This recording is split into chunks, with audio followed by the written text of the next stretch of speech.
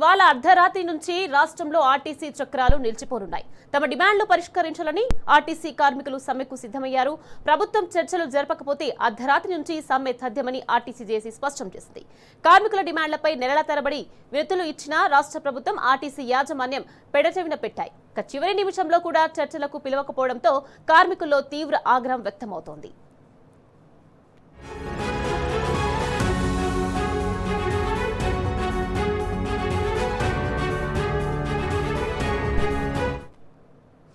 కార్మికులు సమ్మెలోకి వెళ్తే రాష్ట్రంలో ప్రజా రవాణా వ్యవస్థ పూర్తిగా స్తంభించిపోతుంది.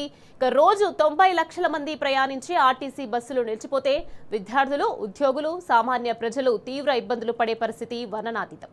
అయినా ప్రభుత్వం నిమ్మకు నీరెత్తినట్టు వ్యవహరిస్తుందని కార్మిక సంఘాలు మండిపడుతున్నాయి.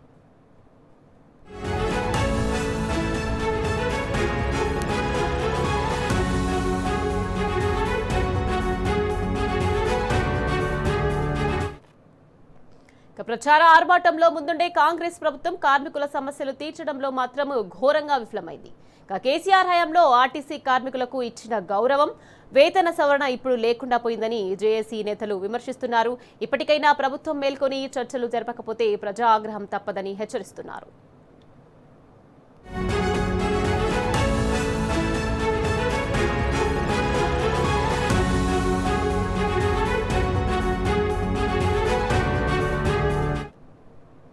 రైట్, ఇదే విషయానికి సంబంధించి మరింత సమాచారాన్ని మా ప్రతినిధి కిరణ్ మనకు అందించేందుకు సిద్ధంగా ఉన్నారు.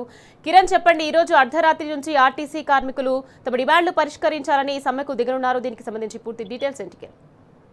ప్రధానంగా ఆర్టీసీ కార్మికులు ఇచ్చినటువంటి సమ్మె నోటీస్ కు సంబంధించినటువంటి అంశంలో డెడ్ లైన్ ఈ రోజుతో ముగుస్తుంది. రాష్ట్ర ప్రభుత్వం ఇప్పటి వరకు కూడా ఆర్టీసీ యాజమాన్యం కావచ్చు, రాష్ట్ర ప్రభుత్వం కావచ్చు, ఆర్టీసీ కార్మికులకు సంబంధించినటువంటి అంశంలో తమ డిమాండ్లు ఏవైతున్నాయి సమ్మె పైన కనీసం చర్చలు జరపలేదు. ఇప్పటి వరకు కూడా కనీసం వాళ్ళకు చర్చలకు ఆహ్వానించినటువంటి పరిస్థితులు కనిపిస్తున్నాయి. దాదాపు వారం రోజులు గడుస్తున్నప్పటికీ కూడా రాష్ట్ర ప్రభుత్వం నిమ్మకు నీరెత్తినట్లుగా వ్యవహరిస్తోంది. ఆర్టీసీ కార్మికులు ఇవాళ అర్ధరాత్రి నుంచి రాత్రి 12 గంటల నుంచి మొదటి షిఫ్ట్ నుంచి పూర్తి స్థాయిలో బస్సులన్నీ కూడా ఎక్కడికక్కడ నిలిపివేసేటువంటి అవకాశం అయితే కనిపిస్తుంది.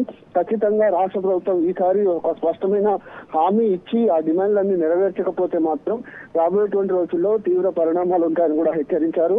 ఈసారి మాత్రం సమ్మె ఖచ్చితంగా చేసే తీరుతాము అన్నట్టు కూడా ఆర్టీసీ జేఏసీ నాయకులైతే చెప్తున్నారు. ప్రధానంగా రాష్ట్రంలో ఉన్నటువంటి అన్ని డిపోల వద్ద సన్నాహక సమావేశాలు నిర్వహించి ఆర్టీసీ కార్మికులను సమ్మెకు సన్నద్ధం చేసినటువంటి పరిస్థితులు కనిపిస్తున్నాయి. మరోవైపు అద్దె బస్సులు ఏవైతే ఉన్నాయో అద్దె బస్సులన్నీ కూడా ఈ సమ్మెలో మేము పాల్గొనట్లేదంటూ కూడా వాళ్ళు చెప్తా ఉన్నారు. ఎందుకంటే వాళ్లకు రాష్ట్ర ప్రభుత్వం నుంచి కావచ్చు, ఆర్టీసీ యాజమాన్యం నుంచి బెదిరింపులు రావడంతో ఎలాగైనా ఎందుకు ఇబ్బందులు అనే కోణంలో కూడా వాళ్ళు ఆర్టీసీ బస్సులు నడిపేందుకే సిద్ధమవుతున్నారు. మిగతా ఆర్టీసీ బస్సులు ఏవైతే ఉన్నాయో వాటన్నిటి కూడా నిలిపివేసేటువంటి ప్రమాదం అయితే కనిపిస్తుంది. ఆర్టీసీని ప్రధానంగా రాష్ట్ర ప్రభుత్వంలో విలీనం చేయడంతో పాటు ఉన్నటువంటి ఏదైతే ఎలక్ట్రిక్ బస్సులు ఉన్నాయో ఎలక్ట్రిక్ బస్సులు అన్నింటినీ కూడా ఖచ్చితంగా ఆర్టీసీకి అప్పగించి ఉన్నటువంటి డ్రైవర్లను, కండక్టర్లను అందులో కొనసాగించాలి. ప్రైవేటు కండక్టర్లను, డ్రైవర్లను తీసుకోవద్దంటూ కూడా వాళ్ళు ప్రధానంగా డిమాండ్ చేస్తా ఉన్నారు.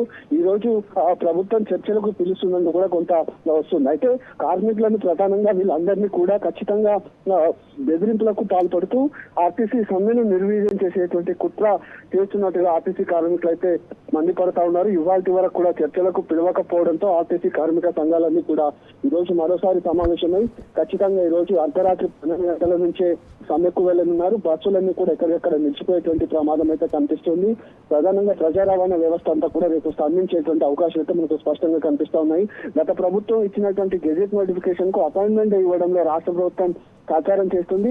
మేనిఫెస్టోలో పెట్టినటువంటి అంశాన్ని ఎందుకు విస్మరిస్తున్నారంటూ కూడా ఆర్టీసీ కార్మికులు ఈ అంశాన్ని అయితే ప్రస్తావిస్తున్నటువంటి నేపథ్యంలో ఖచ్చితంగా ఆర్టీసీ సమ్మెకైతే మేము ముందుగానే ఉంటాము. ఖచ్చితంగా ఈ రోజు అర్ధరాత్రి నుంచి అయితే ఒక్క బస్సు కూడా రోడ్లపైకి రానివ్వము.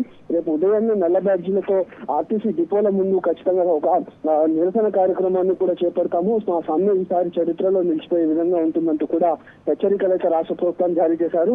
మరి అటు ఆర్టీసీ యాజమాన్యం కావచ్చు, మా సంబంధిత మంత్రి కావచ్చు, ముఖ్యమంత్రి ఈ అంశంలో ఏ విధంగా స్పందిస్తారు, అసలు వాళ్ళకి ఎలాంటి హామీ ఇస్తే కనుక సమ్మెను విరమించుకుంటారనేది మాత్రం మనం వేచి చూడాలి. Thank you Kiran.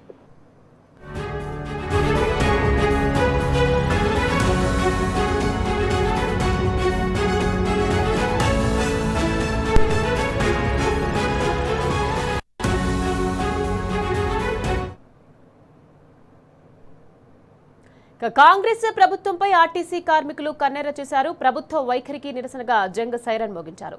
తమ న్యాయమైన డిమాండ్లను నెరవేర్చాలని కోరుతూ నాగర్ కర్నూలు జిల్లాలో ఆర్టీసీ కార్మికులు ధర్నా నిర్వహించారు. అచ్చంపేట బస్ డిపో ముందు Telangana Mazdoor union staff and workers federation union ఆధ్వర్యంలో ప్రభుత్వానికి వ్యతిరేకంగా నినాదాలు చేశారు. ప్రతి ఒక్కరూ సమ్మెలో భాగస్వాములు కావాలని పిలుపునిచ్చారు. తమ సమస్యలపై ప్రభుత్వానికి పలు దఫాలుగా నివేదించిన ముఖ్యమంత్రి మంత్రుల్లో చలనం లేదని మండిపడ్డారు. అందుకోసమే నిరవధిక సమ్మెకు వెళ్తున్నామని పేర్కొన్నారు. అధికారంలోకి వస్తే ఆర్టీసీ కార్మికుల సమస్యలు పరిష్కరిస్తామని గద్దెనెక్కి కాలయాపన చేస్తున్నారని మండిపడ్డారు.